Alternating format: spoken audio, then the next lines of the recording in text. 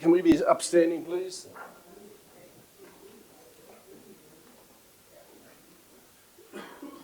Councillors and guests, welcome to the Armidale Regional Council Ordinary General Meeting.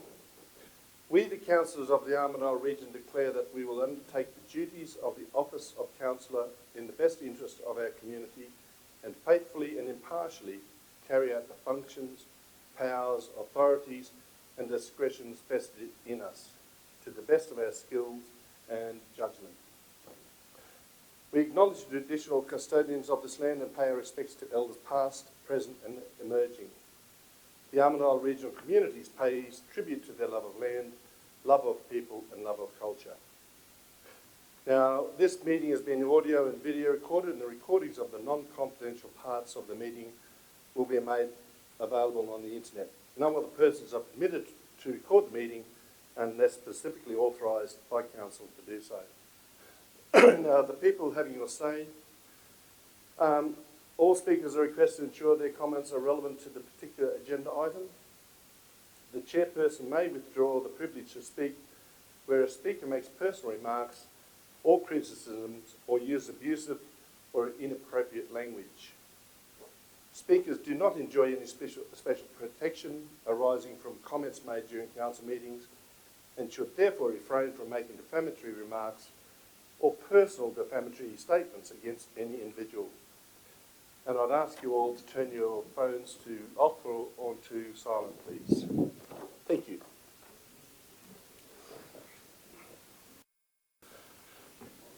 Now, councillors, Councillor Diana Gray has rung in this morning very sick and is an apology. So, Councillor Murat, Councillor Martin, all those in favour? Carried.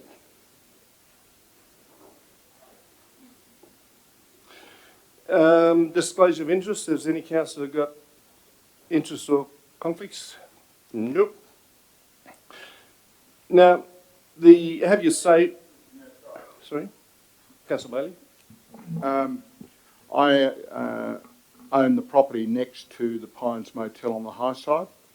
I don't believe it. I declare, but I don't believe I need to exclude myself. It doesn't affect me either way. But I'll be guided by the CEO.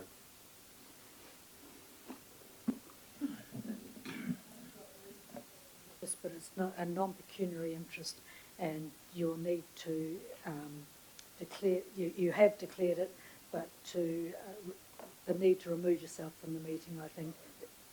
The need to remove yourself from the meeting, I do not believe is there. Mr Mayor, I declare a non-pecuniary interest in relation to 10.3. I was on the committee which made the original allocations of those grants. Just wanted that to be known.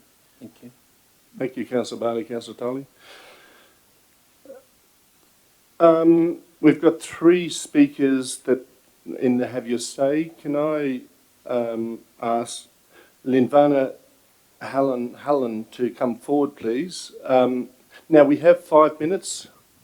There's no question and answer afterwards, and I'll give you a warning at the 4-minute mark. So there's a lectern over here on the right-hand side, and when you get there, they'll turn the microphone on for you. Good afternoon, all. My name's Linvana Hanlon. I'm here on behalf of Megan Myers, my husband Danny Hanlon, Michael Myers.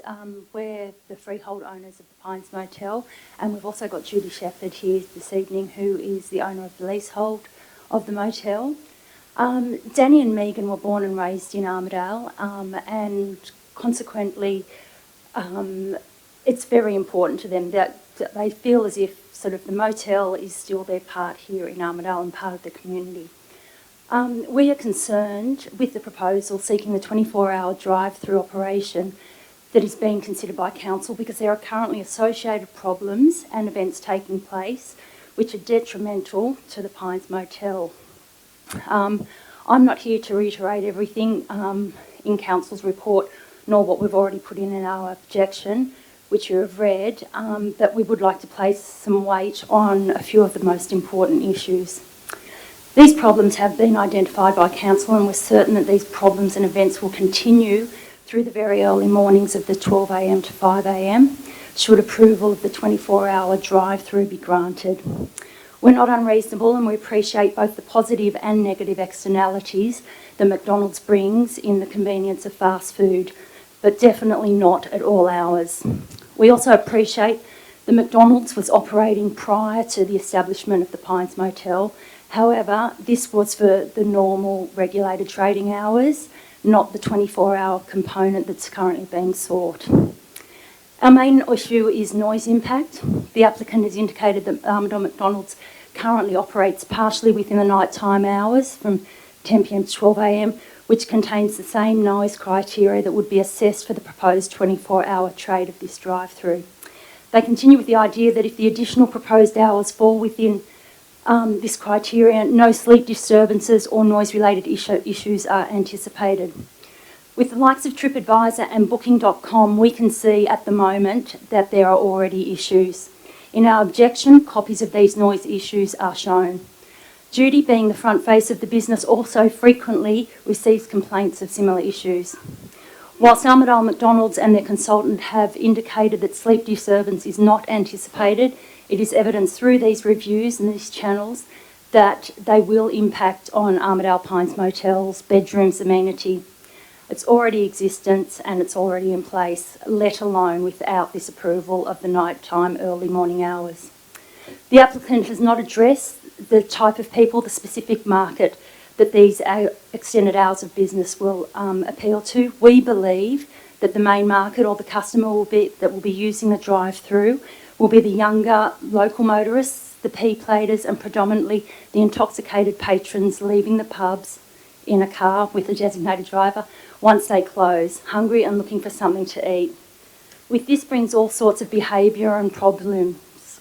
Loud voices, loud music from cars, loud revving exhaust systems, bright lights from the vehicles, all shining into the motel rooms, congregation with loud antisocial behaviour, foul language, and quite possibly conflicting fighting. The McDonald's drive-through setup is orientated so that whilst ordering, vehicles are facing directly towards the rear part of the motel. The component of the motel this component of the motel accounts for a third of the motel's sleeping places. After the food delivery area, acceleration to the waiting bay and the car park immediately after the drive-through section are heavily utilised as first preference due to the convenient first port of call location to the above-mentioned services. These final stages of the drive-through are within 15 minutes of the motel's respective rooms. All of these issues have been experienced in the past and will most certainly be experienced in the future if the 24-hour drive-through be approved.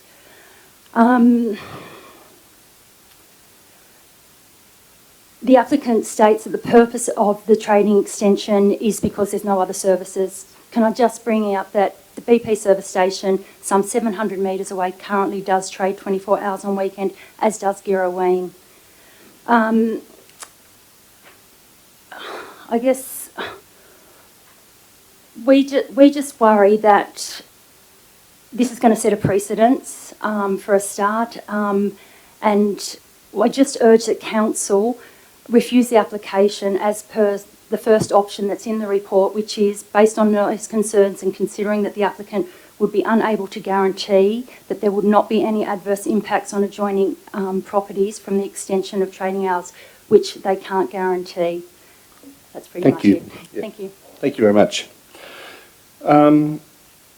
Ben Young, please.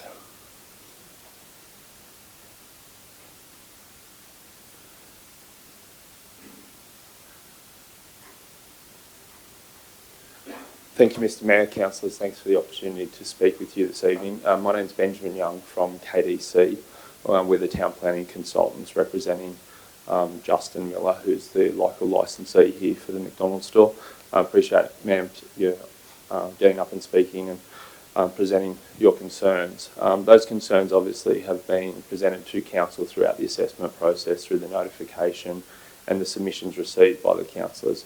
There's been a very thorough assessment undertaken throughout this period, and there was a request for further information that dealt with all of those concerns raised by the neighbour through the noise. And it's acknowledged that, you know, there will be noise generation in the evening, and hence why an acoustic report and mitigation measures were proposed. In addition to that, the assessment that recommends for approval and support has imposed a number of conditions that are there to give council the comfort that the business can operate without unreasonable amenity impact. And those conditions that have been placed on here, particularly condition D, the hours of operation for the drive-through are a provisional condition that is reviewable. So it's not in perpetuity, it's not an open slather. What it does is it gives an opportunity to the local operator to act responsibly and fulfil the conditions that have been imposed by council in accordance with the assessment that's been undertaken. A number of those conditions talk about shutting down the car park that is adjacent to the Pines Motoring, additional signage on site, additional CCTV, additional lighting, the closure of the playland at night. So a lot of those things that have been raised by the neighbour, which I must admit have been heavily considered by the applicant, Justin, as the local operator, they're very important to him because it's his responsibility to fit within the community which he is. The application isn't made on speculation. These operational matters come at a significant cost to Justin, and the only reason why an operator or any local businessman would seek to extend hours is because there is a demand there. That demand is not unsubstantiated, and Justin will be able to speak to that as well. I would like to just draw your attention to one element of the conditions, which was related to the Wi-Fi, the shutting down of the Wi-Fi. I was advised that the police were to provide council with a subsequent letter post liaison between Justin and the police, and he can speak to this as well. It's actually not physically possible to shut the Wi-Fi down given the way that the Telstra network works and the way it's piggybacked off. The police were also, at the time when they sent these conditions in, weren't aware that Wi-Fi was already operating 24 hours on site. I'm not sure if the council has received that letter or not. It's more, if you had, we would request that that condition be deleted as substantiated by the police letter, but if it hasn't been received, we acknowledge the fact that it will be forthcoming, and that responsibility sits with us to provide to council. Beyond that, I think that what has been put towards you is a very detailed assessment that provides provision for council to provide ongoing assessment of an operator and places the responsibility back on good management in accordance with the assessment that's been completed by both our third-party consultants and your internal experts. I'd urge you to support the recommendation as it is, to give the operator an opportunity to prove to you and to the neighbours and to the community that no unreasonable amenity impact will result as a result of this drive-through. Thank you. Thanks, Ben. Now, could I call Justin Miller, please?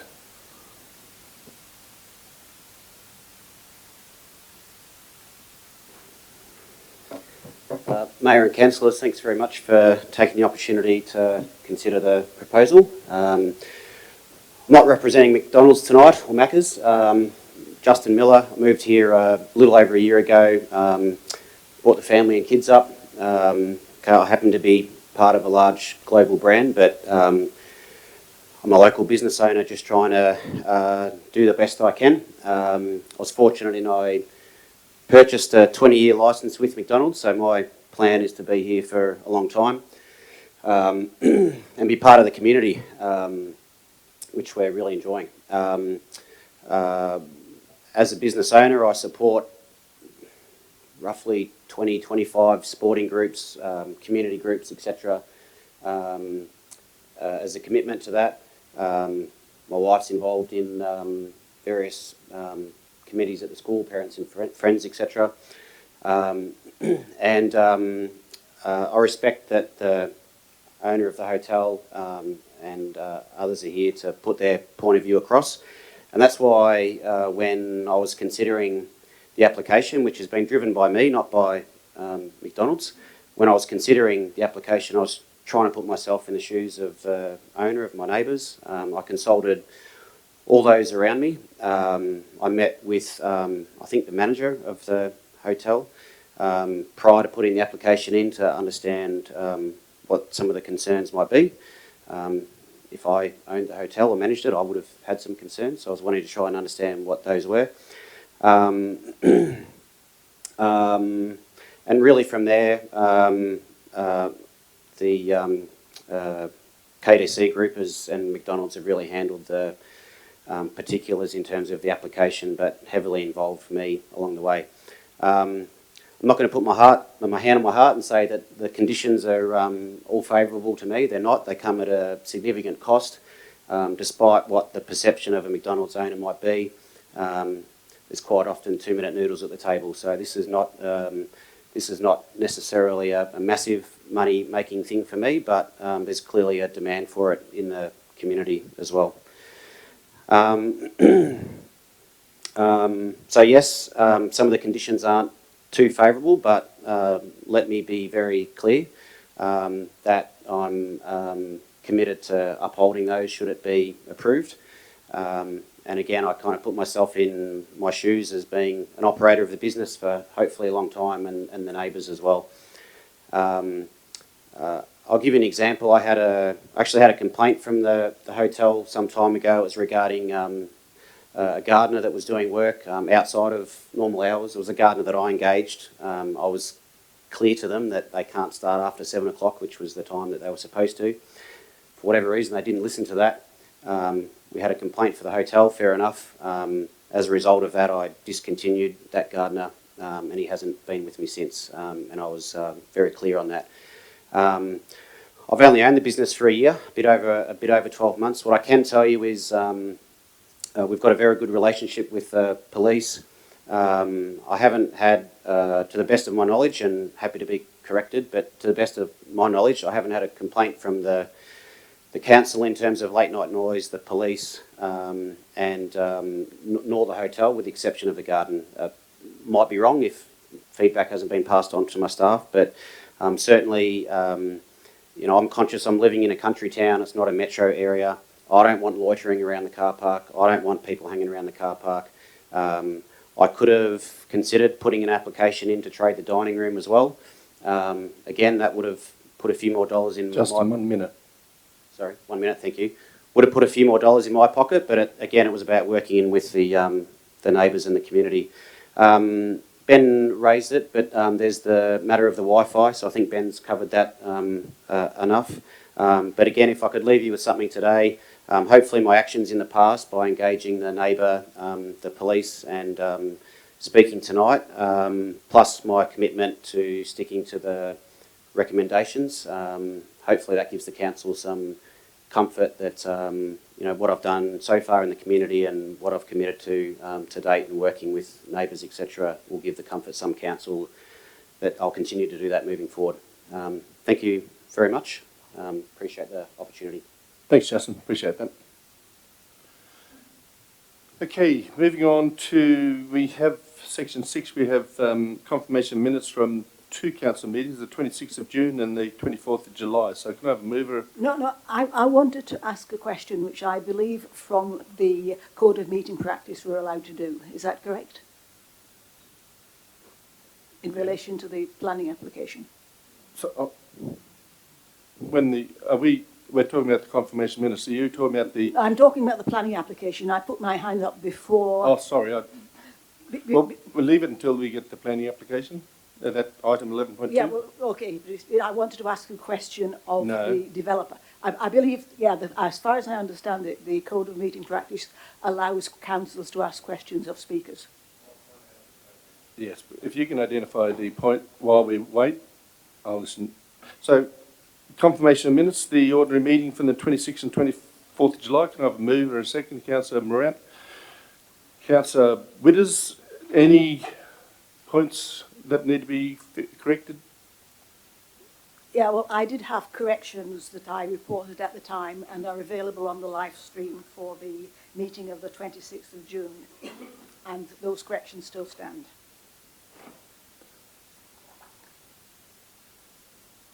Those, if you remember the live streaming, the camera froze, so there's no answer that can be provided.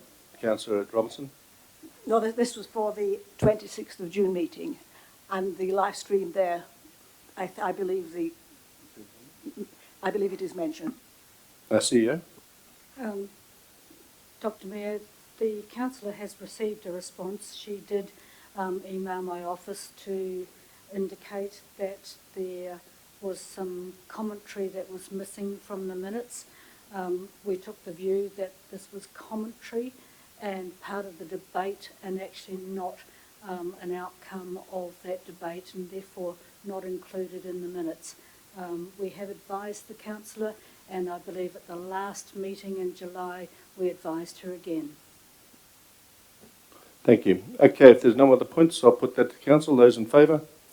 Those against? Carried. Mr Mayor? Yes, Can I councillor. move a procedural motion, please? Yes, councillor. Can I move that the notice of the motion items be moved to the end of the council meeting so we can get to the issues around some of the other items, such as the McDonald's DA application, to assist the people in the gallery, please?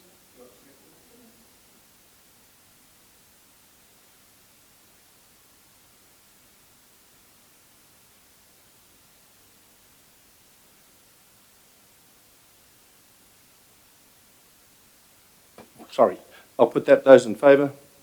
Carried. So, we're moving on to item 10.1.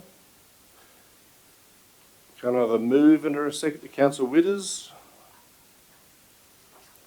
A seconder, please. Councillor Morat. Councillor Widders? Rightio. Having read this, seems it focuses on an issue that has been raised in the past about different prices of rates within the old Armidale, Merrick and Guyra council regions. Is this what we're up to? Hang on. Let me just, yeah. Is this the, oh no, it's not, is it? Is it 10.1? 10.1, hang on, sorry. I might be on the wrong one. My mistake about 10.1. To the counter at all, was it? Yeah, it's to it's due to the harmonisation, isn't it? Am I right? Yeah, that's what I thought.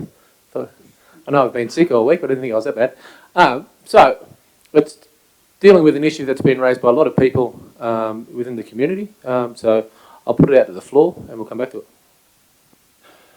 Councillor Morat? This is a matter we've got to address. It's probably best that this council address it and not leave it to the new council. A lot of the issues appear to be around rural rating, and we've got a number of rural councillors on this council now who can represent those issues probably better than if we have a new council and there's no one there. So I hope we can proceed with it. A speaker against? If there's no speaker against, I'll put the motion then. Those in favour? Unanimous. Thank you. Item 10.2, which is the council resolved to pursue the application of a special rate variation effective July 21. Councillor O'Connor, Councillor Tyler. Councillor O'Connor? Sorry, I do support this because it's a matter where the special rate variation that we currently have will expire, and the more time that we put into considering what to do with our finances when that expires, the better for us, and also in relation to community consultation. So I do support getting on with this now. Councillor Tyler. It's a lengthy process. The sooner we start, the better, as Councillor O'Connor said. And the other important point, of course, is that if we don't, we lose recurrent revenue of the order of $1.5 million. And if we did that, I think undoubtedly we'd be reducing service levels. So I strongly support the recommendation. A speaker against the motion? If not, I'll put that. Those in favour? Unanimous.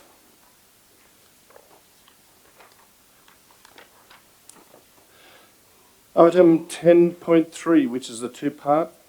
Mr Mayor, I'll B. move Part A as printed, Part B, the first two lines, and leave in Platform Road and Central Park Armidale under Part B, and a new Part C, that we apply to the New South Wales Government to continue expenditure of Kempsey Road and Rockvale Road balances on those roads. There we go. So you take B and D out of 2 and put them down under C. And if I have a seconder, I'll speak to. Thank you. Councillor O'Connor, you seconding that?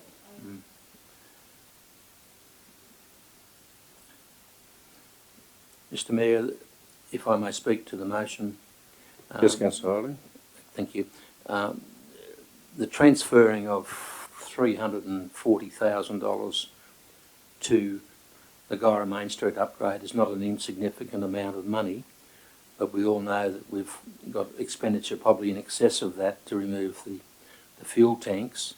Sorry, I've forgotten the final part, D. My sincere apologies. Part D is that the Council make representations to the New South Wales Government for funding to address the additional costs of removing of the fuel tanks in Guyra Main Street. Sorry about that.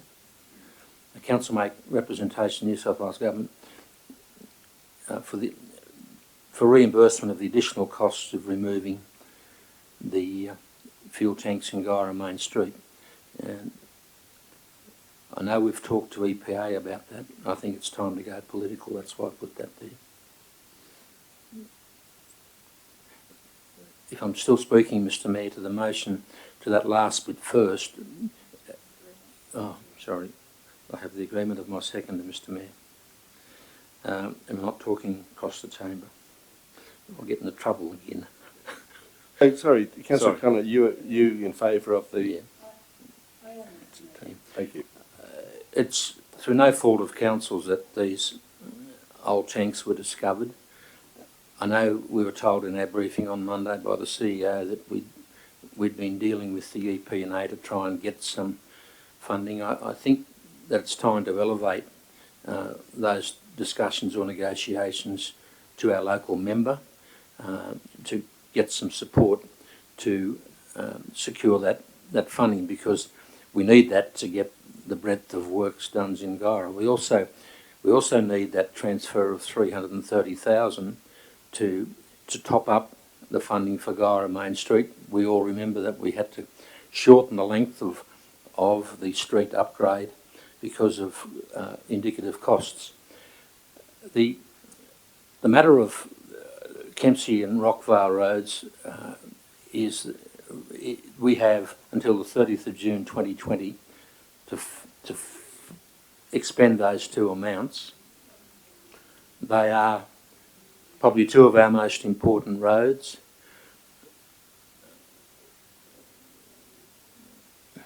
Councillor Robertson. Sorry, Councillor Tyler. I can speak, and this is why I declared this a conflict of interest earlier. Adam Marshall and myself and a representative from DPC allocated the funding initially in 2016, and there was a strong view at that time that those two roads were deserving of a significant amount of funding given their importance to the community as through roads, etc. So I think the motion I'm proposing strikes a good balance. It gets some money, extra money into the Guyra Main Street upgrade, which is needed because of those tanks appearing, of course. It continues to put more money onto those two important roads, and we've got upcoming programs on both of them, which this could be added to achieve that. And the final part is let's try and get some money out of the state government to help us in relation to the cost of removal of the tanks. Thank you, Mr Mayor. Councillor O'Connor.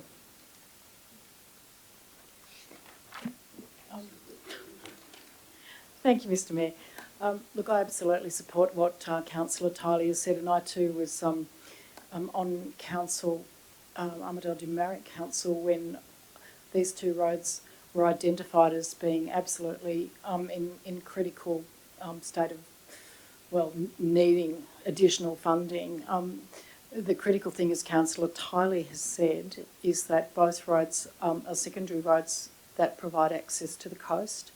So there's a safety issue, not just for the local community that use them every day, but also for the whole community if there was a need to get to the coast quickly for whatever reason. So they are really critical, and they've both had suffered in the past from problems with funding rural roads, just financial problems. And I might add that the money that was allocated to them came from a fund which was to address infrastructure backlog.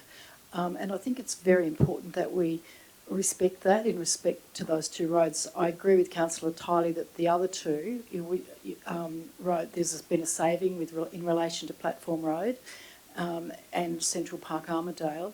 That represents, I think, a fair allocation and an understanding of the need to get on with the very important task of upgrading the Gora Main Street. But I don't think it's a good look, nor is it sort of sensible to do that at the cost of sacrificing some really critical roadworks on Kempsey and Rockvale Road. So that's why I support this amendment. Speaker against? Councillor Mira. Could I ask a question through you to the CEO, Mr Mayor?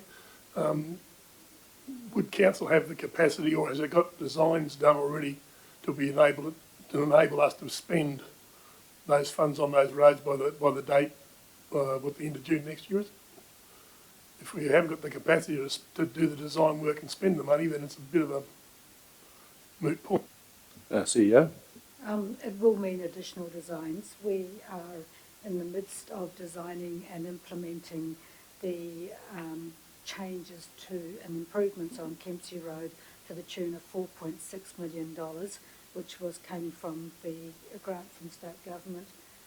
The $159,000 would be absorbed into the total works on Kempsey Road. Rockvale Road, I don't believe we were planning any major improvements on there for this financial year, but I might defer to our program leader, Leah Cook, for that.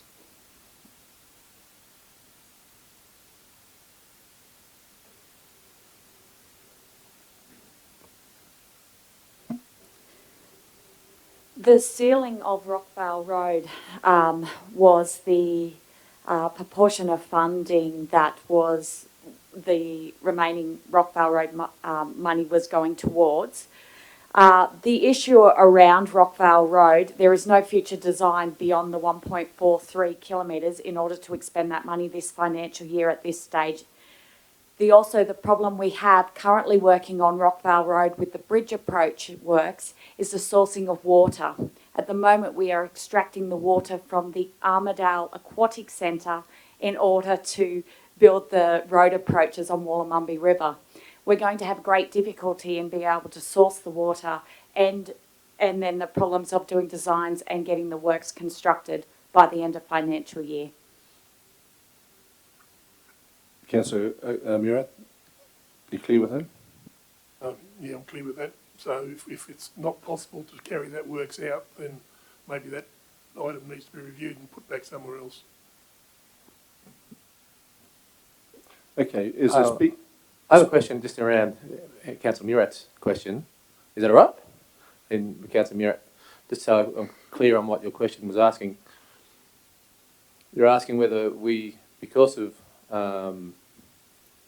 design, whether we have the capacity to continue that those two in C at all for the next financial year. So why put that money there if we can't do it? Is that what you're asking? Brad, basically, the CEO's just said that the $159,000 could be absorbed on the Kempsey Road and just enhance that project. But there's no design, nothing in train to do works on the Rockvale Road. So if the council haven't got the resources, the capacity or the water to do any work there, then allocating funds for that purpose is not sort of a smart thing to do. Okay, speaker against the motion? If there's no speaker against, I'll... And that's his questions for clarification? Can I move? can I speak in favour? We've only had 2 in favour.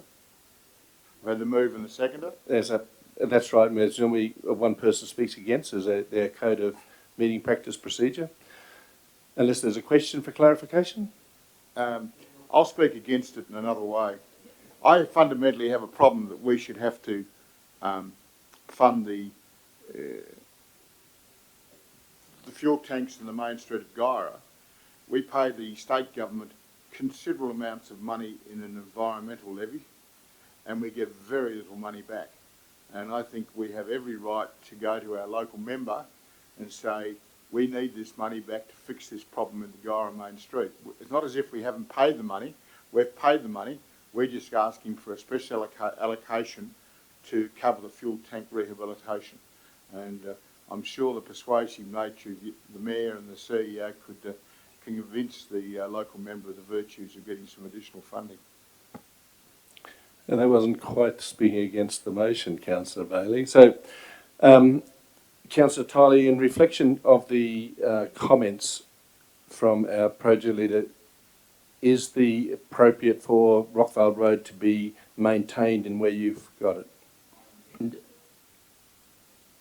I intend in my right of reply to argue against what's been said. So may I have my right of reply? Yes, because there's no speaker against.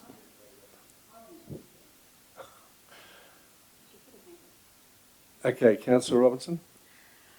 Well, I think what we've seen here is that there are some difficulties with this proposal, and I think it needs further review. So I think I would like to suggest that we actually defer, and if anybody would like to, and I'll move an amendment, if I could get in a seconder, that we actually review this at the next council meeting rather than making an immediate decision, because I think there are just too many issues to make a correct decision at the moment.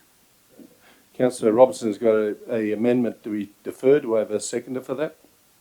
Councillor Bailey. Councillor Robinson.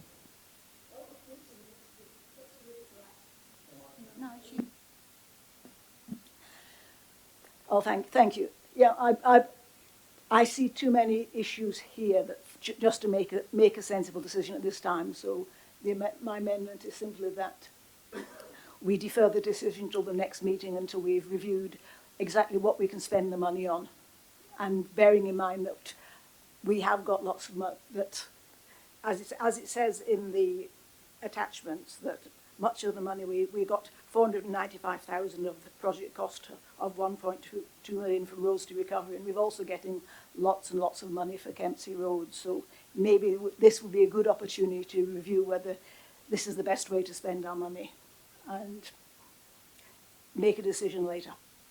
Councillor Bailey. A speaker against the amendment? Sorry. Martin? Question, Mr. Mayor. I was just wondering if we defer this for a month, if that's going to hold up the whole of the Guyra Main Street upgrade project for another month as well.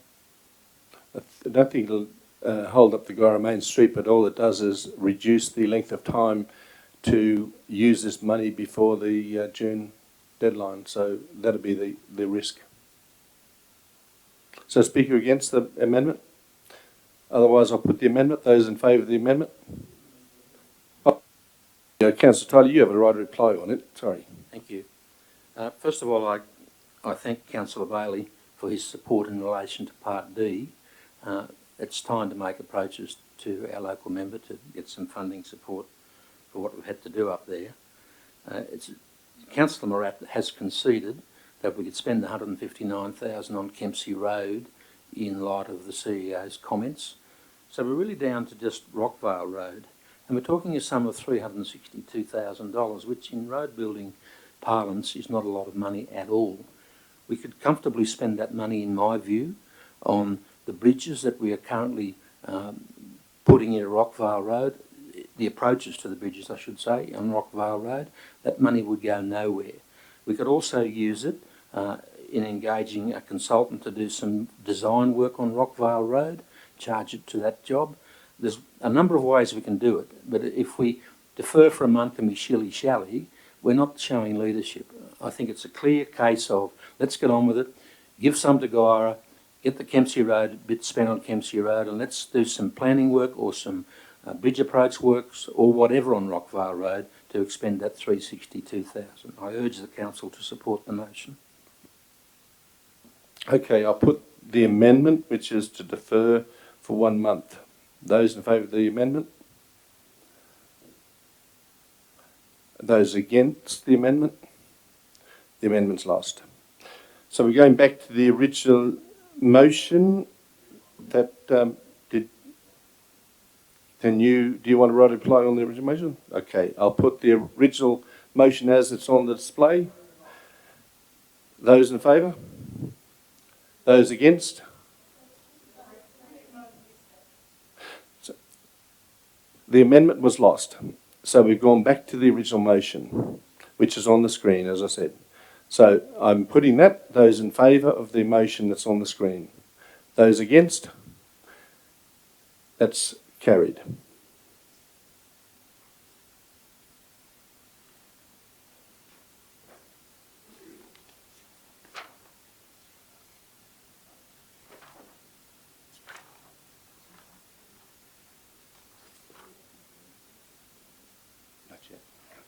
Okay, 10.4, which is a 4-part recommendation. Councillor Bailey. Councillor Murray. Councillor Bailey.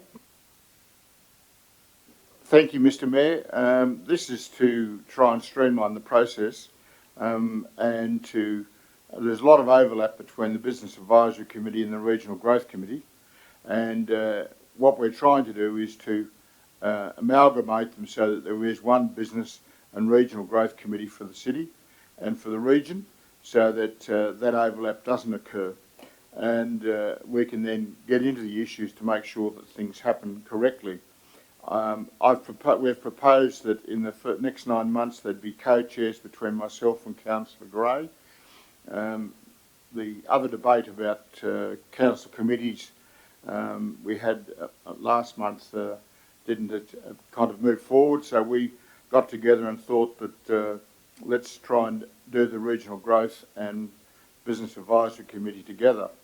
I'm not convinced about the name, but I can argue about that later. And also, I don't quite agree with the numbers of 2 to 6 external members. My thought would be that it should be a minimum of 6 external members. But as that's not part of the motion, I would assume that means that we could move to 6 external members if I can put it forward at a future meeting. Okay, I'll move an amendment that there be a new section.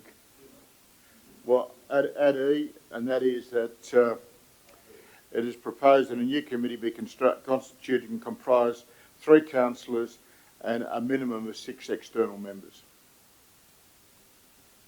I've had discussions with the Mayor and a number of senior staff about it, and I'm quite convinced that we will not have any trouble getting the quality that we want to ensure that we do the job appropriately, and then we can call for nominations for people to apply for the committee. So they're the major points. I think by streamlining we can make things happen and there's no overlap, and we can begin to charge forward in terms of helping the Armidale region grow. We are seeing growth in the Armidale region, many new activations, many new businesses, and I'm convinced that by doing this we can accelerate that process. So on that basis I move the motion. Councillor Moran.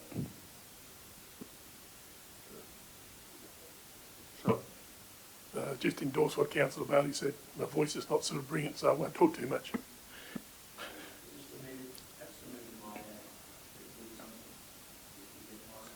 Well, Councillor, are you wishing to make an amendment to see whether Councillor Bailey will... I'm suggesting that he might like to include it in his motion. On Part E, after the last word, put with some representation from AGBA, which is the Two Chambers and the Locals for Locals Alliance. And those of you that were at the briefing on Monday would remember I expressed concern about the MOU between that group and the council.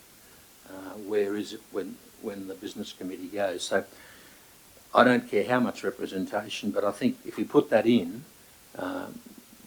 that was the reason for the formation of the Business Advisory Committee, this MOU which you all got courtesy of staff on Monday evening. So if you're happy with that, Mr. Just as I'm just a bit concerned that one of the requirements is a skills-based, and the members from that may not be skills-based. So I would caution that you are after skills-based people as external, not just representatives. Councillor Bailey, you wish to adopt the proposal, and does that mean you're speaking against the motion, Mr. Mayor? I am just advising.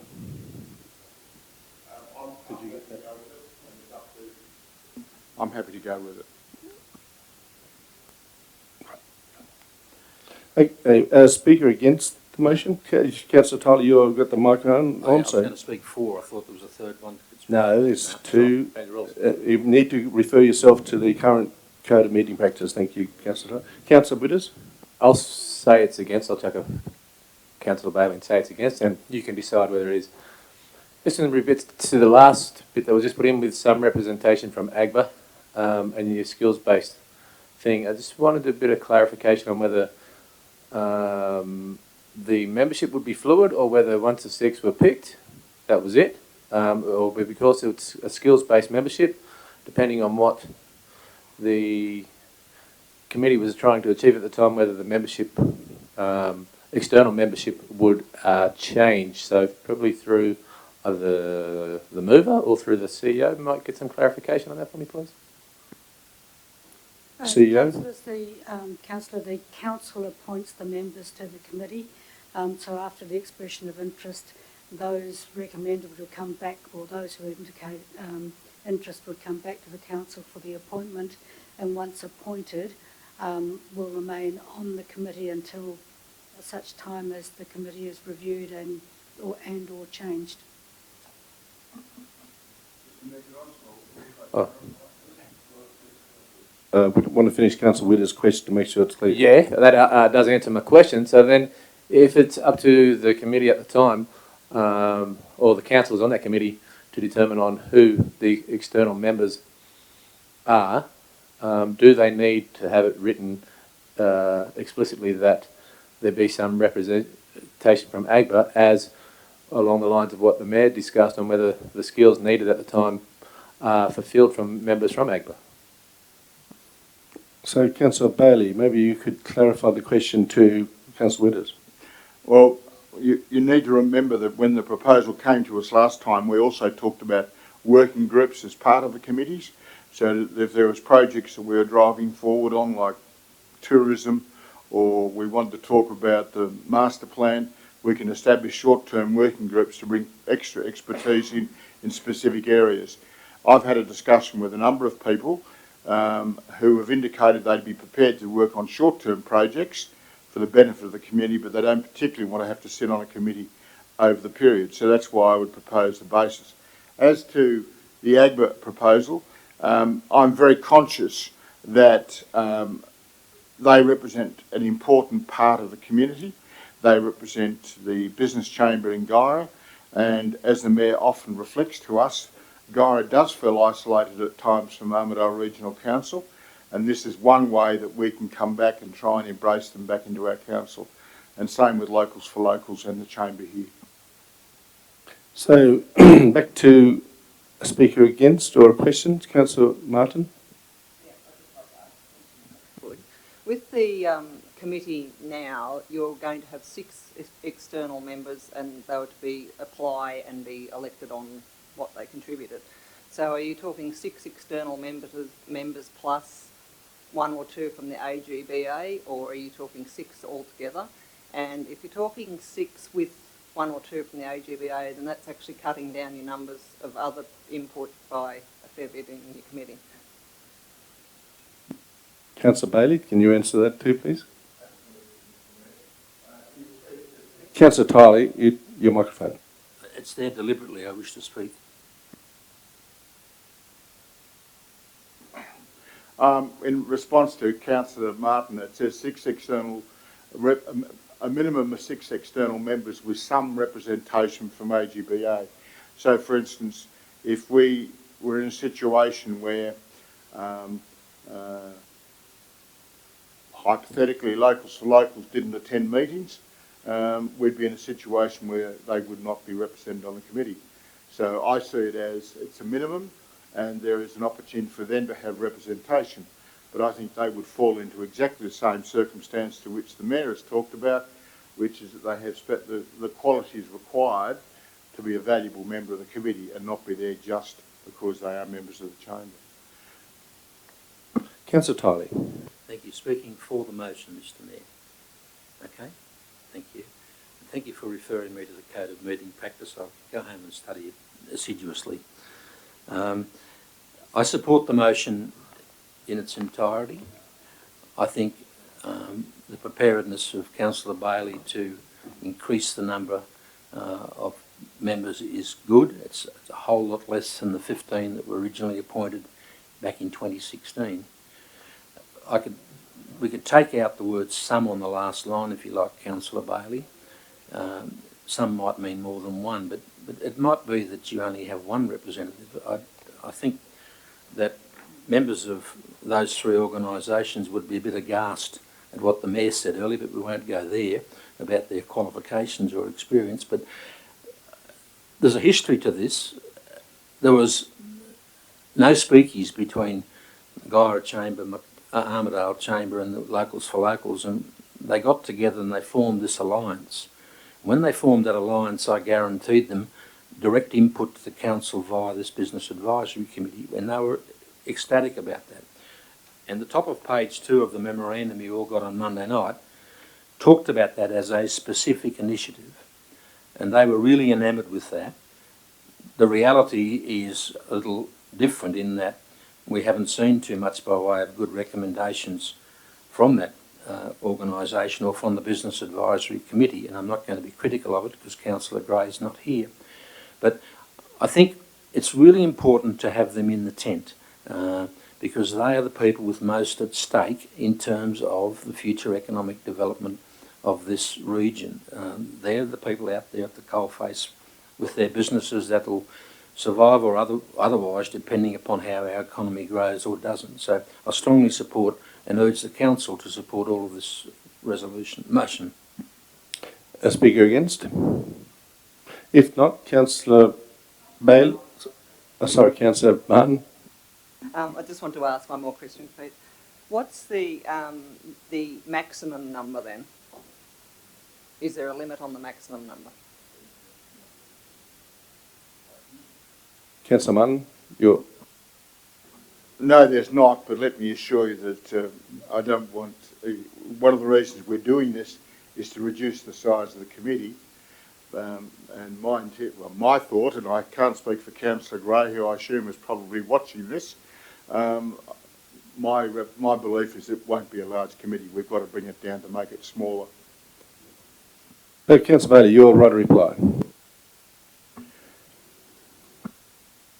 Look, I think we've covered all the points.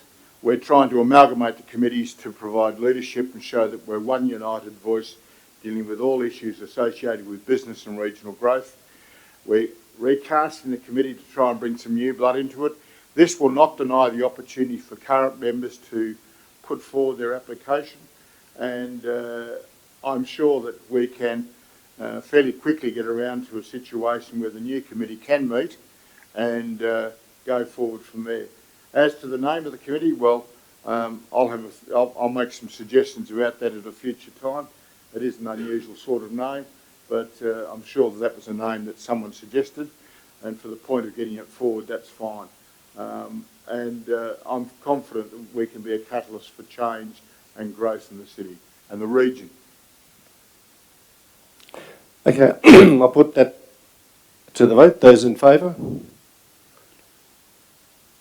Carried.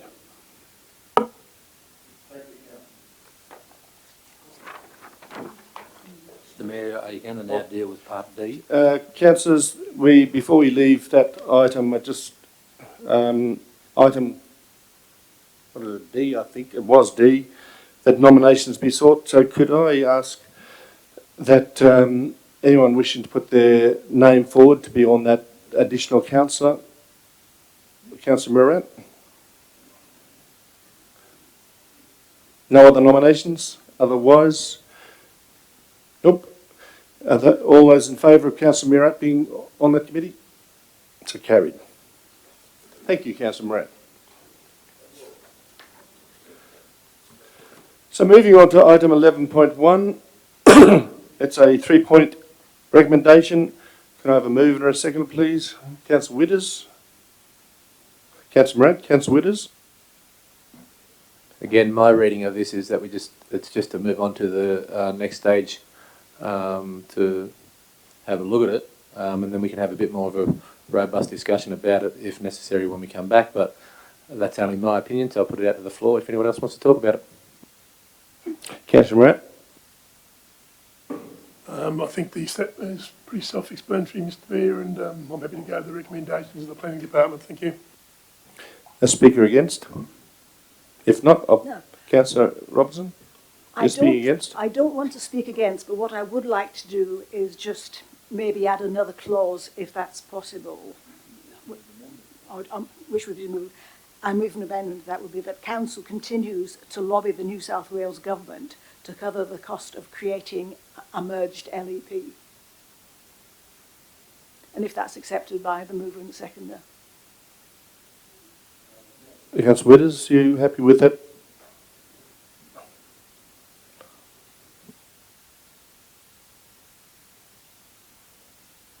Sorry, you're right. It's point of order is not really. I'll go back to Councillor Bailey. I'll go back to the original. There's no speaker against. So I'll put that to the vote. Those in favour? Carried. Oh, sorry. Can I have your hands up? Because planning matter, we have to have a division. So, unanimous. Thank you, councillors. Moving on to item 11.2. Can I have a mover and a seconder? Councillor Witters. Seconder. Councillor Gillespie. Councillor Witters. I'll just get it up on my iPad as well.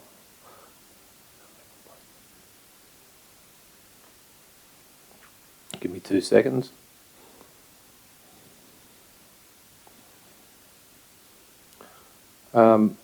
Yeah, 11.2 already. I'd like to thank those from the community that spoke earlier on for their thoughts in regards to this issue, so I appreciate that.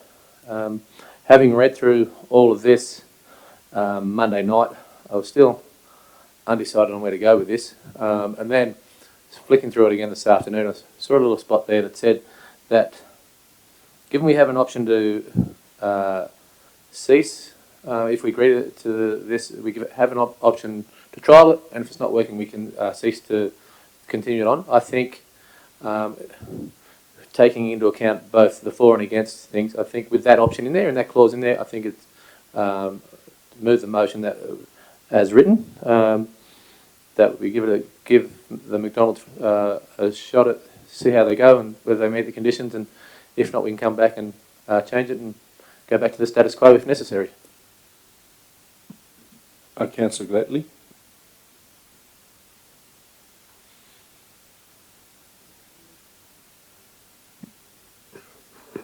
Yeah, no, I'm pretty well along the lines of Bradley there too. You know, I mean, we've got to talk about it anymore. That was well discussed there in the lead up to the meeting.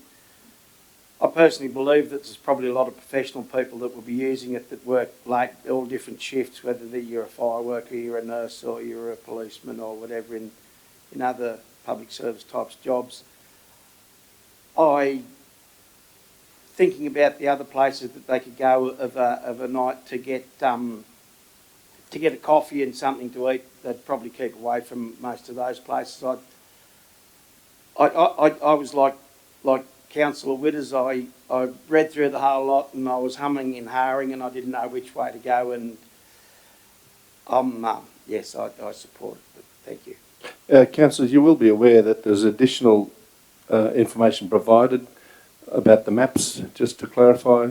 Does anyone want clarification on that at this stage? So, Councillor Tyler, you've got your wish to speak against? No, I want to ask a question and then I want to speak for, probably. Okay, depends on the answer to the question. Can I ask Mr. Hallman a question, please? Well, it ask relates away. to the 12-month trial period. Let's presume that during that 12 months everything's fine, but in 18 months' time there's a problem. This condition, would it still apply in 18 months' time or not? And is it also correct that the conditions include that you can review it at any time if there's complaints? So it's a double-barrel question. Thank you. So, through you, CEO. This leader for development and sustainability might respond to that.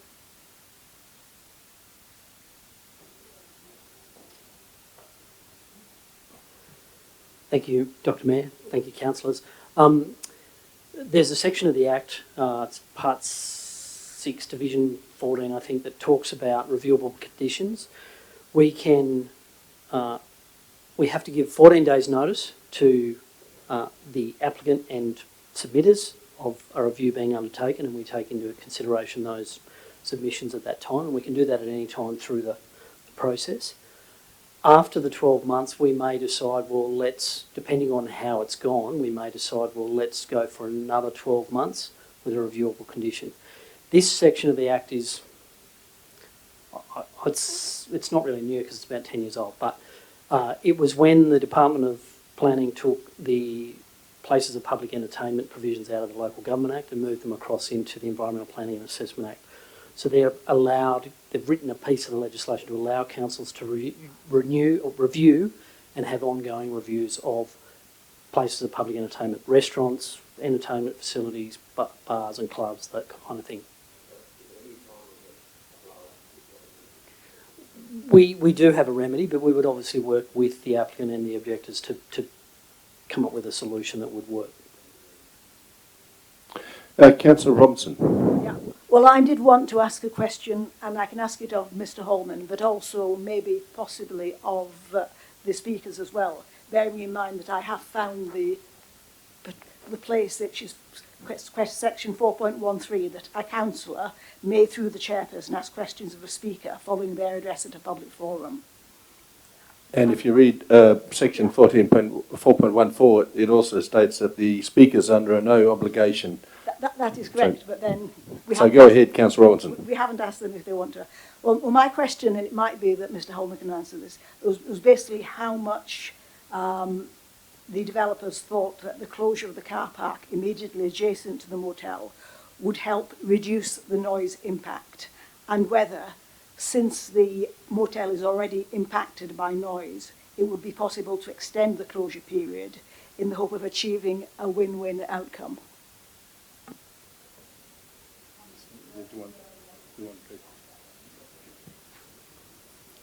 We'll defer that through to Mr. Ambrose. Councillor Tiley. I'm probably not in a position to answer that question for the applicants. Back to you, Mr. Mayor. Ben, are you able to answer that question? I can shed some light on that if that's okay, Mr. Mayor. Thanks for the question, Councillor Robinson. I've just spoken with the applicant, and in light of that and the way that the shifts work, he would be prepared to bring the closure of that car park area forward for the safety of both his staff and for the amenity of the neighbour to 11 p.m. That's when a staff shift would occur. It's not as late at night, and then therefore you're eliminating any noise generation occurring with the closure of that car park. If that makes sense, the applicant would be prepared to have that condition amended upon instruction. Does that answer your question, ma'am? Thank you, Ben. Okay, we've got anyone wish to speak against? Councillor Bailey? I wish to speak against. I'm concerned that we are interrupting the operation of an established business in town. and that we are effectively reducing the opportunity for them to occupy the rooms that are adjacent to McDonald's, because patrons are walking in to the motel and saying, I don't want to stay in that part, I'm happy to stay on the other side. So I don't have a problem with the principle, but when you are hurting another business that's been there and trying to do the right thing, I do have a problem. So I will be opposing the proposal. Speaker 4. Councillor Tarley. Mr Mayor, this has been a tough one because the first speaker in the Have Your Say made it very clear that there are amenity impacts. I believe the staff have well conditioned this DA to ameliorate those impacts, and if at the end of the day there's an ongoing loss of amenity, we've got the ability to, within the trial period, to discontinue, and we can do that at any time. I'm not persuaded so much that this is a great addition to the nighttime economy, but I don't have strong views either way in respect of that, but I think we should, as the mover of the motion has said, give it a go, and we've got adequate remedies if we need them. Okay, speaker against. Councillor Murat. I'll try. It's going. Yeah, I'm going to vote against this for the simple fact that we are affecting an existing business. As the council's head of planning just said, once a complaint is put in, it can take up to 2 weeks for that complaint to be put through the processes. Even if, so that could be 2 or 3, 4 weeks that that motel could be, affected. Even, with the best systems in place we've got. I believe there's mitigation measures that could be put in place. I don't know if the owners of McDonald's or the licensee McDonald's have discussed perhaps looking at some of these mitigation measures, like putting in double glazing or paying to put in double glazing or triple glazing at the motel, or some sort of noise prevention. I don't think that we can ask them to spend money on an adjoining property that's not theirs, but if they wish to get this thing going, then perhaps it might be something they might wish to look at. But on the fact that that there is a delayed period once a complaint is put in, and the fact that there are mitigation measures that are available that haven't been addressed, I'm not going to vote for this. Okay, speaker Can I 4. have a question, please, Mr Mayor? Councillor Bailey. My question is, does this have a potential impact as a precedent for extending trading hours for the hotels? CEO.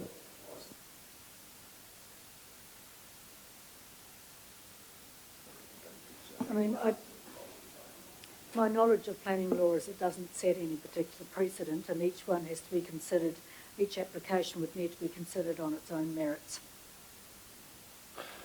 So speaker 4. I don't want to speak for, but I'd like to ask the same question that I asked of the developers, of the motel owner, whether he thinks that extending the closure of the car park to 11 p.m. rather, would be a benefit to him, and what other mitigation measures would be needed. Now, Justin, you can, if you wish to answer that, you're welcome to. If you don't wish to, don't have to. Justin. Oh. It's the owner of the... Oh, sorry. Lindvana, if you want to answer it, you're welcome to.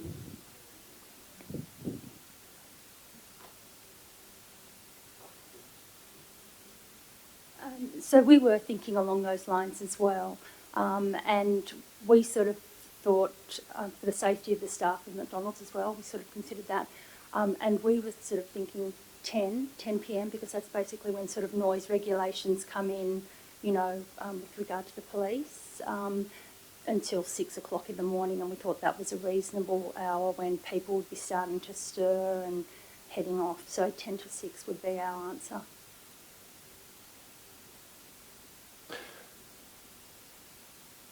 Justin? No, sorry. It's only, you only respond to a direct question from one of the councillors. So, no. So, Councillor Or Robinson? can I ask a direct question to allow him to respond? Mr Mayor, point of order. Questions may be asked of people in the Have Your Say segment by councillors. We're in debate. And when you're in debate, you don't do this.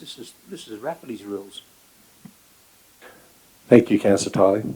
So we are now in, I think it's a speaker 4. So any speaker for the? Okay. Councillor Withers, you're right to reply. I do. Thank you to all the councillors for their comments, and also to Mr Horman for his information in regards to Councillor Tiley's question. And again, as I mentioned earlier, it was an up or down sort of thing here, and it was only the fact that, as mentioned numerous times, that it can be changed or ceased in the operation of it that swayed me to a yes vote. I think one of my biggest concerns originally was noise and people walking through. Then I realised it wasn't the dining hall, it's just the car park, cars. So hopefully the flow of traffic getting in and out straight away with the quality of quick service that McDonald's provides, get them out of the area quickly. And the other thing, having listening to both the McDonald's people and the people from the motel, is that there's actually a little bit of cooperation there. It's not a button head sort of situation, so at least they're thinking of their neighbours, so it's not all about just being selfish in regards to that.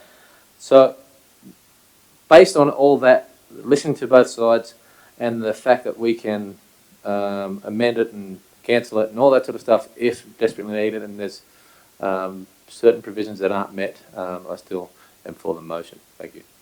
I'll put that motion. Those in favour? Do we need a division? Yeah, division 2, please. So just keep your hands up, please.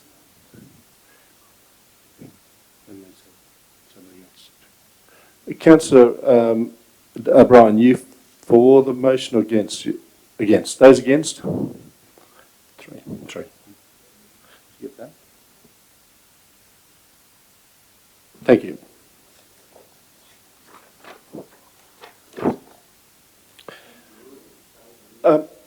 It was 3 against, and there's a 10, so it'd be 7-4. So it's carried. So councillors, 11.3, which is the planning proposal of the merge. There's 2 parts, A and B. Move. Can I have a mover, please? Yes. So Councillor Tiley, Councillor Robinson, are you seconding this? Seconding it subject to the amendment that I put for on the previous clause 3, which was that council continues to lobby the New South Wales government to cover the cost of creating a merged LEP. Councillor Tiley.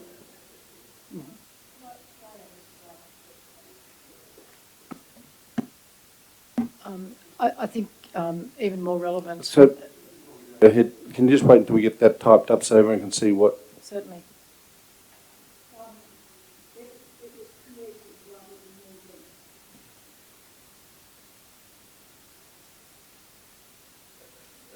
Don't say planning instrument. Planning instrument. Creating a merged planning instrument.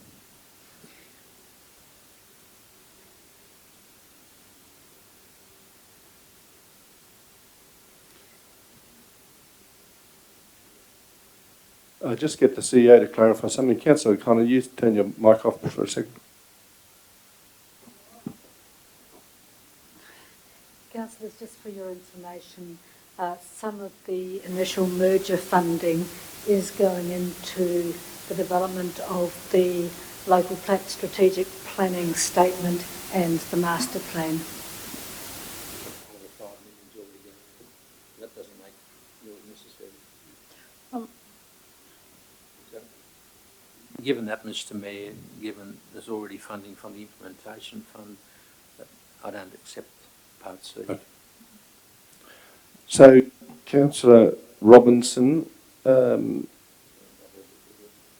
You heard Councillor Tyler saying he does not accept your amendment.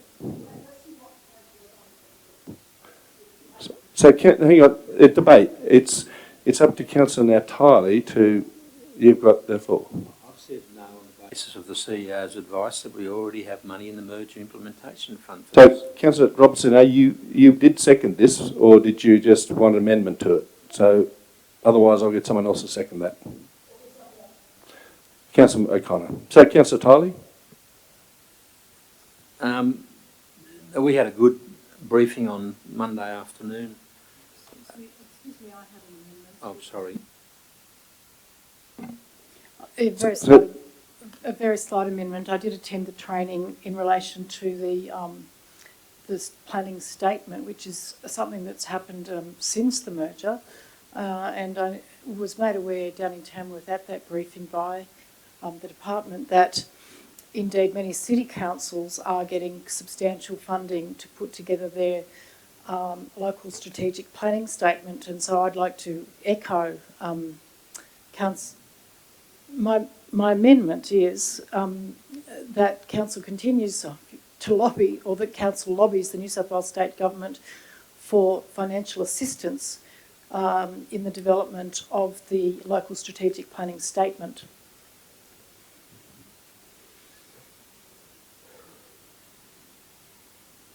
Well, there couldn't have been anything. My reason for pressing this.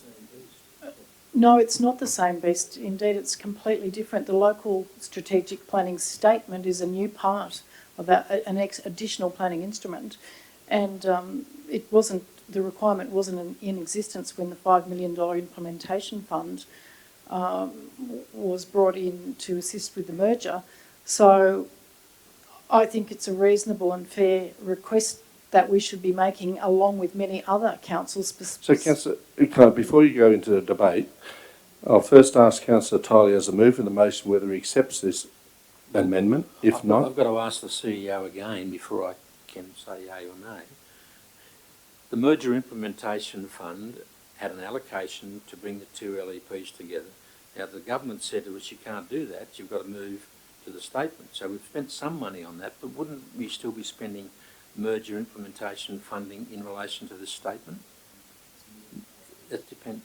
Yes, the answer is yes. So therefore, we've got money. So therefore, again, same reason as before, I can't accept it, I'm sorry. Thank you, Councillor Tyler. So, Councillor Connor, just to clarify, you have seconded this motion. Yeah, look,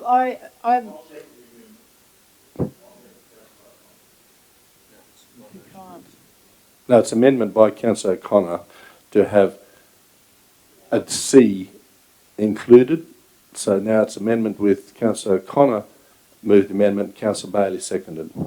Look, I'm happy to withdraw that amendment in deference to Councillor Tyler's views. I don't agree with those views, but I think we need more factual investigation, and I'm also obviously guided by the CEO's comments on the day. So I'm happy to withdraw that now, but I would like to, foreshadow that I haven't given up, because I do think that when it's properly investigated, we'll see that many other councils are getting much more than we are in relation to the extensive costs that are going to be placed on council in relation to developing this additional instrument, which is the local strategic planning statement. But for now, I'm happy to. So before Councillor Connor, you are.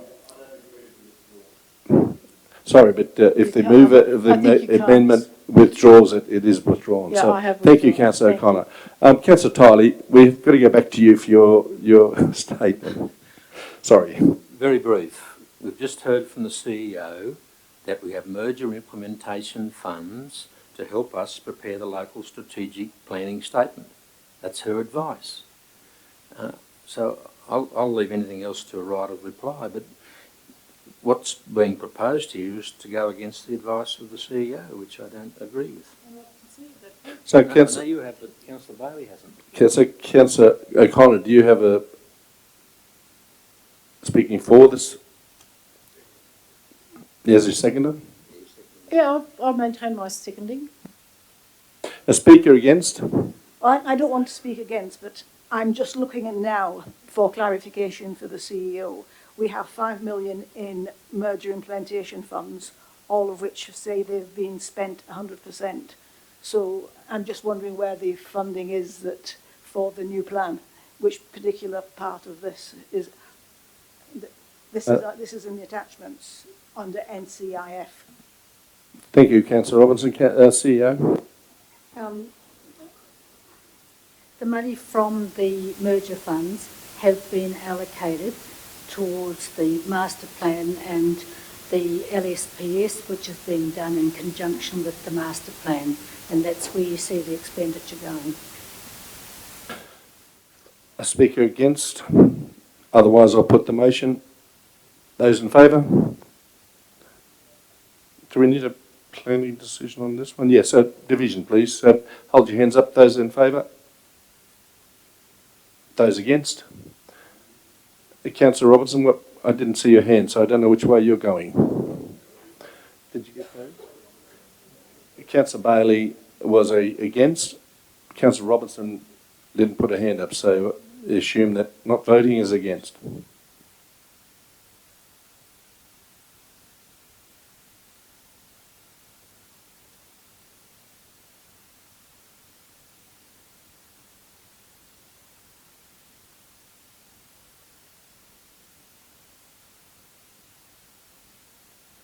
Sorry, Councillor Robertson, we do have to have you to vote for or against in a division, so... For the moment, I'll vote for then. For. Thank you. Did you get that? Now, councillors, with your discretion, I'd like to items 13, which is 3 points there. If there's none that have to be pulled out, can I treat them in globo, please? And if so, I'll put a mover, Councillor Letley, Councillor Murat. Those in favour? Carried.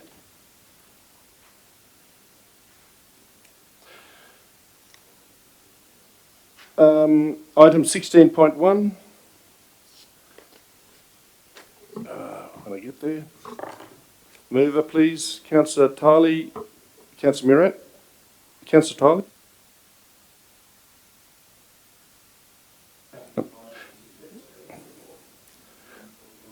All good. Anyone wish to speak against the motion? Okay, I'll put that. Those in favour? Carried. So, moving, section 18, questions on notice, they've all been answered, so we leave them. Councillors, moving into confidential, close. Yeah, but the notice of motion you said at the end, so you didn't say end of, so we can deal with them now if you like. I just took it literally. That was at the end of the meeting, which is at the end of the... So, councillors, we got 3 8.1. I need a mover and a seconder, please. Councillor O'Brien. Oh, Councillor Robinson. Councillor O'Brien. I think there was just a little bit of a communication or count or, just a little mistake, and now we're just rectifying it. Simple. Councillor Robinson.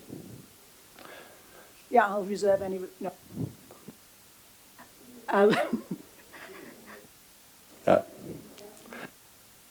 Okay, I'll put that to the vote. Those in favour? Those against? Motion carried. 8.2, which is in 3 parts. Councillor Robinson, and moved. Second. Yeah, we've just moved that we recommit it to vote. We then have to have the vote. What? We just had a vote.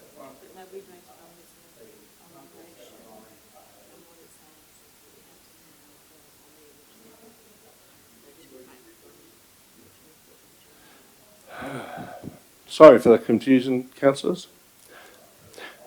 So I haven't got the motion that was here in front of me, so I can't. Yeah, if you can, please. But with respect, Mr Mayor, I think that Councillor Robinson might be in error. We have voted and let's move on.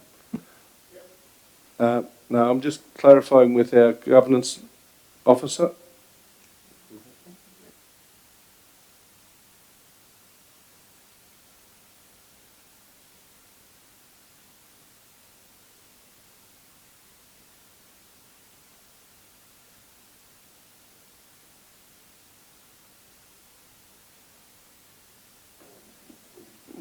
Actually, according to the wording, we do have to put it back to a vote. What you've voted on is the fact that do we put it back to a fresh vote?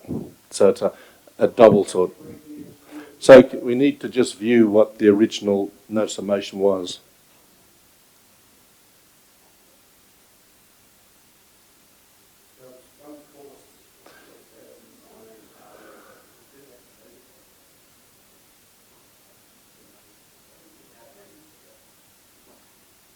Okay.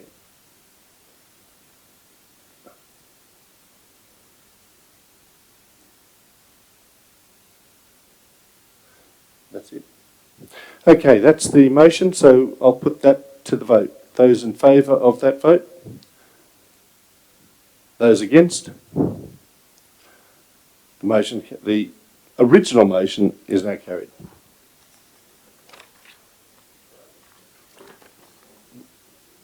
(8.2), 3 parts. So going to have a mover, please, and a seconder. Councillor O'Brien. Seconder. Councillor Robinson. Councillor O'Brien. We're dealing with 1 and 2 at the same time, is that right? Dealing with the whole motion, that's there. Okay. On the second part, our very fruitful discussion with the LG NSW president, who suggested that this would be a really important thing to support and that many other councils supporting it. So we've decided that we will take her advice and lobby the New South Wales government to cover any increases in election charges by the New South Wales Electoral Commission. I think that's fairly uncontroversial. The second one also, a number of councils are also supporting this as an equity issue, and this in the context of many renters in particular at pension age being the most vulnerable to, for the last decade or so, to an increasing risk to poverty, to extend pensioner concessions also through various processes that will be discussed at the New South Wales Conference, to extend them also to renters. And I support this quite clear equity issue that it should go to New South Wales Government Conference. Thank you. Councillor Robinson.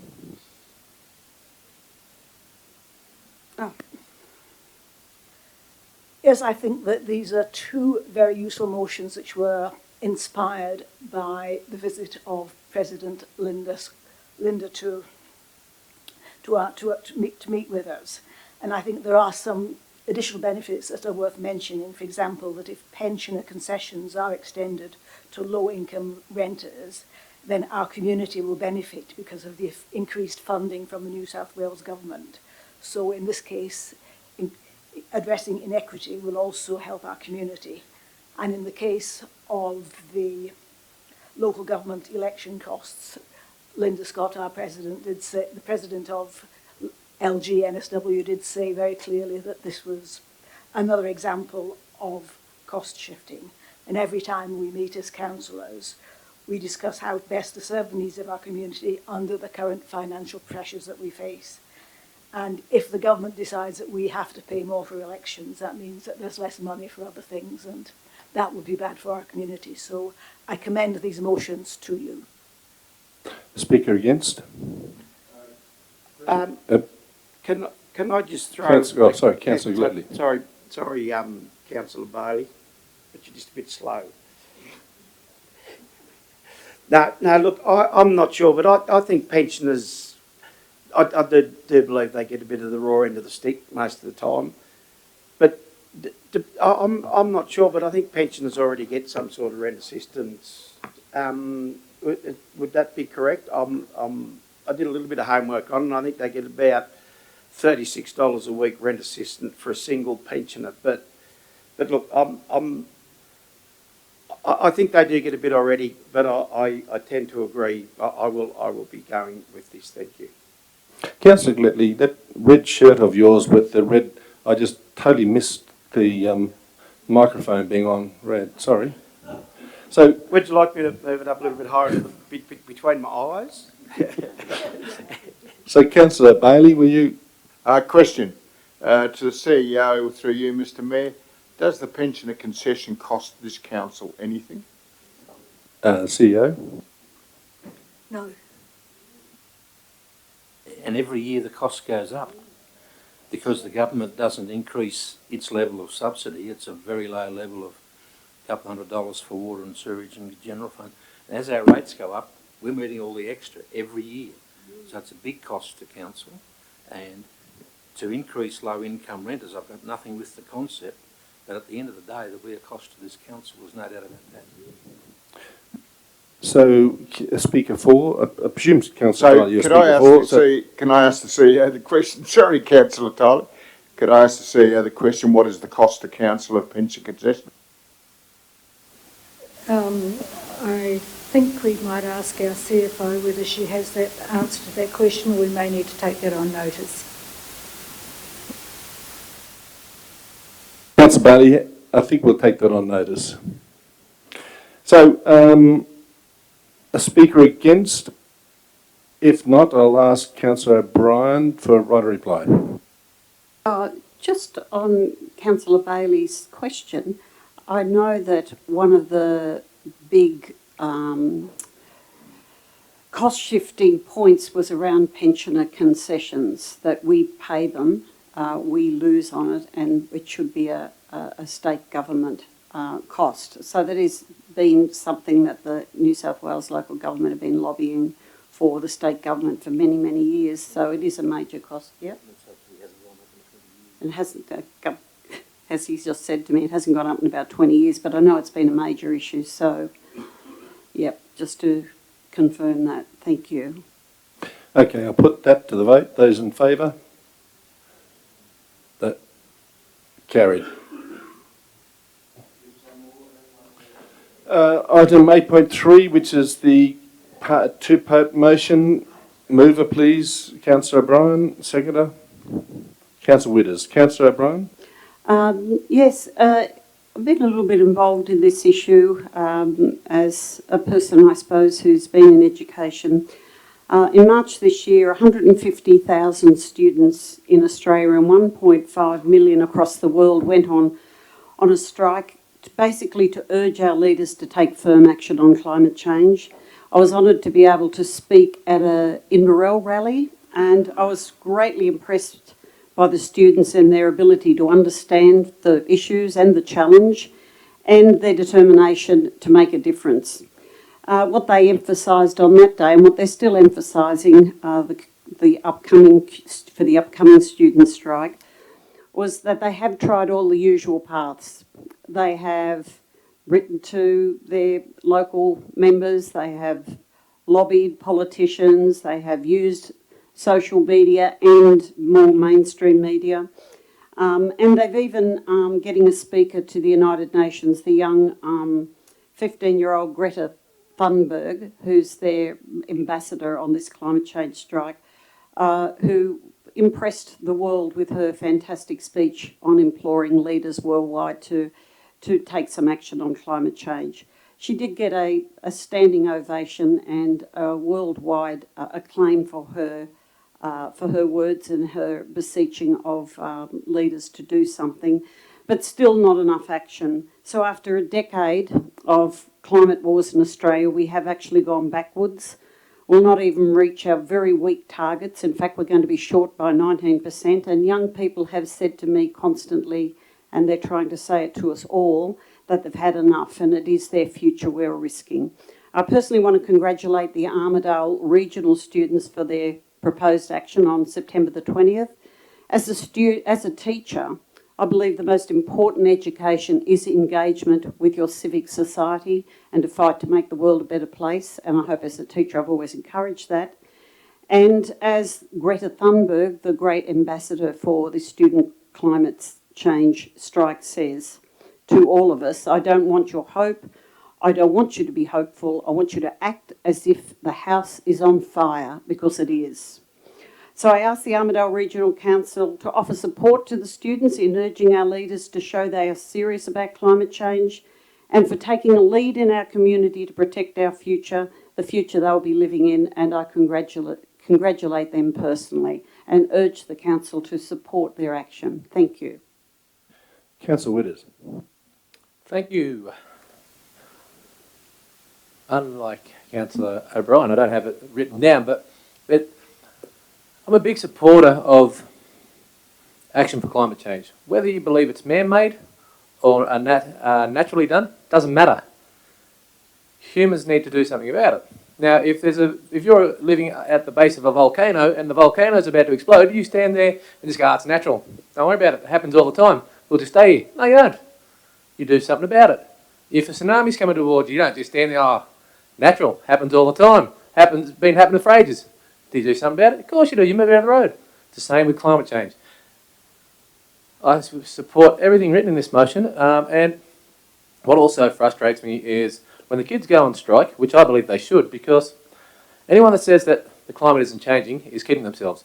When I grew up in this town, going to school, I remember having to, from February to at least September, October, wear beanie, jackets, waterproof gloves, thermal underwear, for those of you that still remember those, and have the fire going non-stop all day, every day.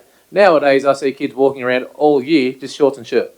So obviously, the climate's changed even with in Armidale. The trees bloom in the middle of winter, which should not be happening. So something's obviously going on. Doesn't matter whether it's man-made, whether it's natural or anything else like that. No, I believe if big governments and big business aren't going to do something about it, then it has to be done at a local level. Now, all my learned colleagues in here, except for maybe a few of our workers, are all around the same age of when the Vietnam War was on. And to get change and get to action on Vietnam War, what did you guys do? Protested. Door knock. You mobilised. You got change and you got action happening. That's what these young fellas are doing. And for those that get in there and go, oh, they should be at school, or let them protest on their own time, or whatever, everything else like that, take a step back, have a look at the generation before you, your generation, look at what you did and look at the change that you made. And for those that go, oh, Australia's carbon emissions are like 0.5% or whatever, I don't know what the numbers are, but they spruik that it's not low. And what could Australia do on its own?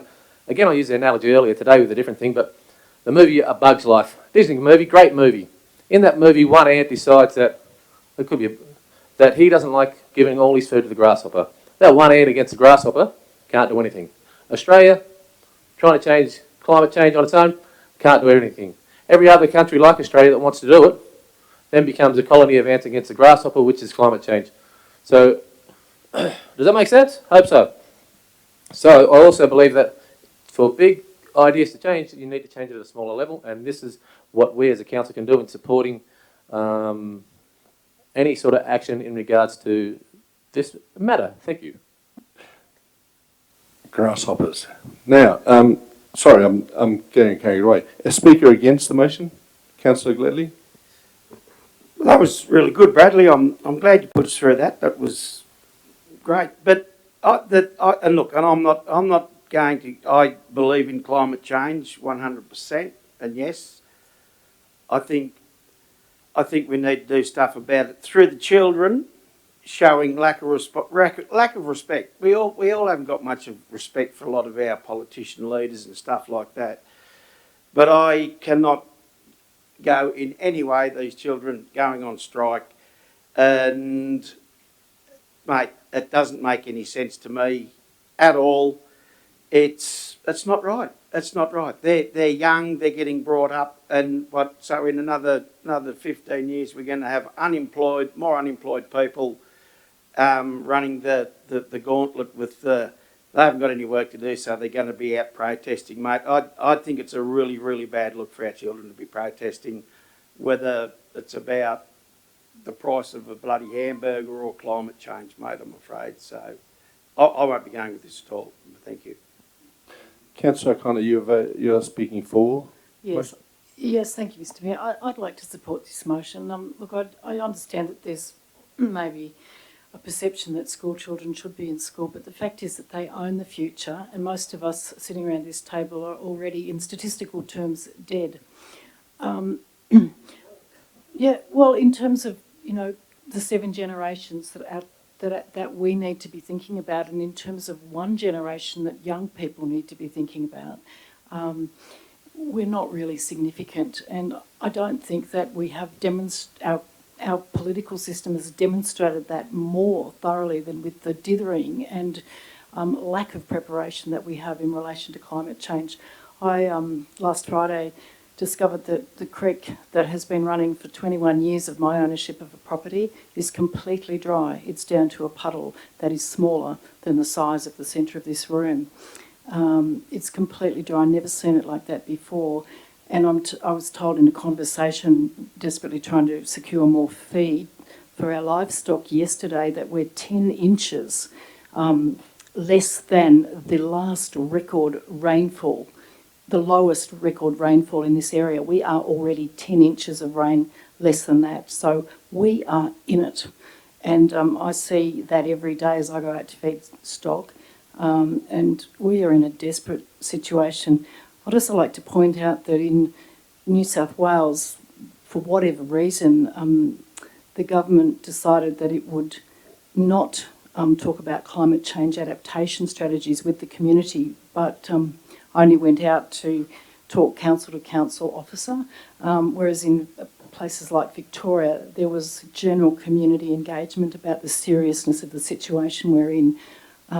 So on the basis that the house is burning, and those of us who live here can see it, and for me it's only 2 decades, for Bradley it might be a little more, the house is burning and we need to act. And I think that sometimes out of the mouths of babes, wisdom truly comes, and if these children, who are good kids, you know, feel so terrified of their future, it's their right as humans on this planet to fight for their future and for the future of the planet. And we should be encouraged and perhaps a little shamed by their gallantry in this respect. So I support the motion. A speaker against? Councillor Bailey. Mr Mayor, my concern is at what point do we overstretch the responsibility of local government? Firstly, with regards to what Councillor Witter said, I was at school during the Vietnam era, and I can assure you that we didn't go on strike with regards to Vietnam. We might have done internal demonstrations at lunchtime, but we didn't go on strike and shut the school down. And I was at school. I just finished school when the Vietnam War, when we withdrew from Vietnam. So I don't accept that. My concern is next time, is it going to be a motion on bleaching of the barrier reef? Is the one after that going to be on no nuclear? At what point do we recognise that we are local government dealing with local issues rather than continually moving to tell other levels of government what they should or shouldn't be doing? And I think we've got enough on our plate, and I don't believe that us adding our weight on these particular issues is going to count for zip. A speaker for? Councillor Robertson. Yes, I think that one objection we've heard so far is that the children should be at school, but there have been only a very small number of climate actions in Armadale, and the speeches and other activities that happen at those rallies, as far as I can see, have been a great learning experience for the children. And so rather than decreasing their employability, it is helping them understand the real world and might even make them more employable. And certainly, if we do address climate change in this region, because renewables are cheaper than coal-fired power, what is going to happen is we're going to have more and more jobs and more economic development in our region. So so if we act on climate change, we'll have the pumped hydro here that we've talked about. We'll have more wind farms and investment in wind farms and lots of other jobs and construction in our region. So it's a win-win for the school strikers. It's a win-win for us. And finally, I think it is a mistake to say that this is not a local government issue because of the devastating impact that the drought has had on our communities.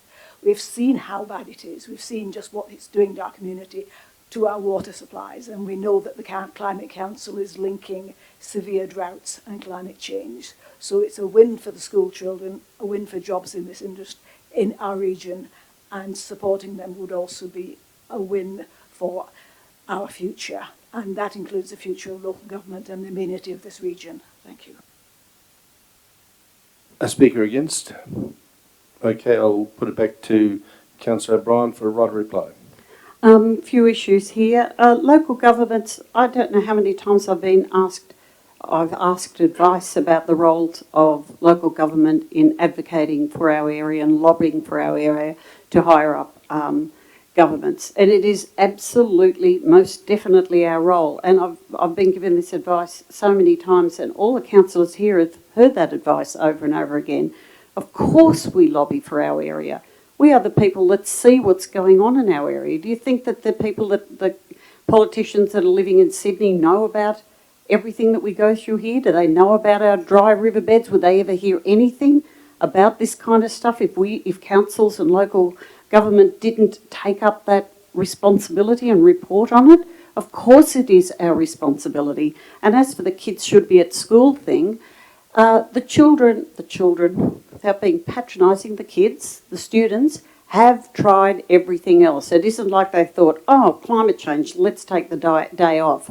They've been lobbying and advocating and protesting and writing letters and doing everything they can, and they feel they haven't been heard. And on an issue as important as their future, of course they have every right to pull out every effort to ensure that they do have a future. You know, good on them for doing that. I mean, I think that as their elders, we should be really supporting their passion and their determination to make a difference. I hear so many people complain about young people. Oh, they don't care about anything. Oh, they never get involved in anything. Oh, they don't care about politics. Oh, they're so apathetic. And the minute they do something, oh, they should be good kids. They should be at school. They should do as their elders tell them to do. No, this is something wonderful that they really do want to engage and make the world a better place. Good on them for that. And as for the protesting at their age, I don't know where you were, Councillor Bailey, but protesting was like a very common thing in my crowd. And I do think we really contributed to making great changes around the Vietnam War, about Aboriginal rights, about land rights, about nuclear disarmament was a big issue for us. We were very engaged in that. It took up our whole lives when we weren't partying and doing other things. So, yay the 70s. So I just want to say, please support these young people as their elders, whether you even agree or not. Don't be the old cranky grandpa kids, get off my front lawn kind of people. Did we ever think baby boomers would grow up to be that kind of people? Support the young people and commend them for their passion. Commend them for their concern and care for our environment. Congratulate them. Don't tell them they should be seen and not heard. That's just not acceptable. So I just implore you to just, whether you think that they should be doing this or not, to just congratulate them for giving it a go. Thank you. Thank you, Councillor O'Brien. Your microphone. Oh. I'll put that to the vote. Those in favour? Those against? And the motion carried.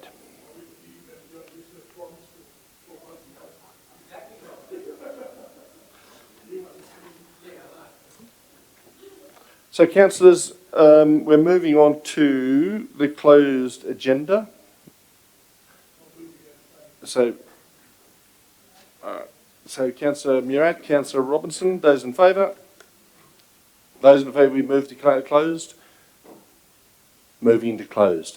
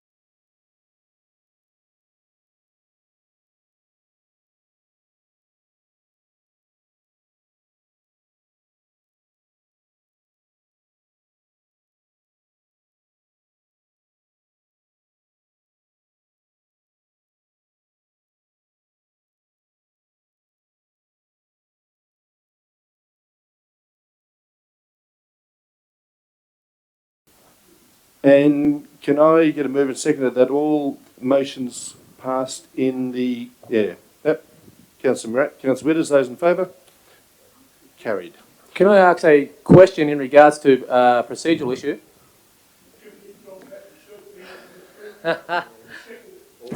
Speaking of the 1970s, I like it. But just in regards to I know I spoke extensively about it, but as I said earlier, it's been a tough week. In regards to rescission motion, does that have to be put in now, or can it be done in written form? 3 days. 3 days. All right. Thank you. So, councillors, thank you for the meeting. It went very well. Appreciate the effort people put in, and I would like to close the meeting at what's that, 17:54.